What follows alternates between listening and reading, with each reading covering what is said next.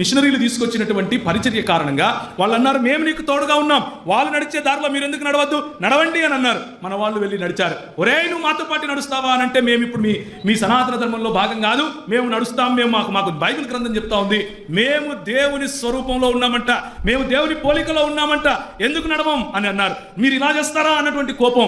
అలాగే కొన్ని రోజులైన తర్వాత మేము జాకెట్లు వేసుకుంటామన్నారు. కేరళ ప్రాంతంలో జాకెట్లు కుట్టించి మన వాళ్ళు స్వయంగా ఇంట్లో కూర్చోబెట్టి జాకెట్లు కుట్టించి మరి మన తల్లిదండ్రులకు జాకెట్లు వేస్తే తట్టుకోలేక నాయరు అన్నటువంటి ఒక శూద్ర జాతికి క్షత్రియ స్థానాన్ని కల్పించి వెళ్ళి వాళ్ళ స్థానాలు పోయిండ్రా అని చెప్పి పురికొల్పి పంపారు. అదే తంతు మొత్తం ఈ తీర ప్రాంతంలో జరిగింది, బెంగాల్ వరకు జరిగింది.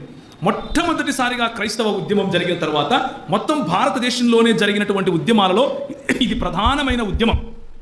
జాకెట్లు వేసుకోవడం కోసం ఉద్యమాలు జరిగాయని ఎవడైనా చెప్తాడా? చెప్పడు. ఈరోజు మాత్రం ఏమంటారు, బయట నుంచి వచ్చినటువంటి సంస్కృతి కారణంగా వీళ్ళు హాఫ్ స్లీవ్లు వేసుకుంటున్నారు, టైట్ జీన్స్లు వేసుకుంటున్నారు. మొన్నటి వరకు ఏమి వేసుకోకుండా పెడితే మమ్మల్ని వేసుకుంటే కొడితివే, అది కనపడలేదే. ఇది వెంటనే కొని ఇప్పుడు వేసుకునేది ఎవరు? క్రైస్తవులా? ఎవరు వేసుకుంటారు?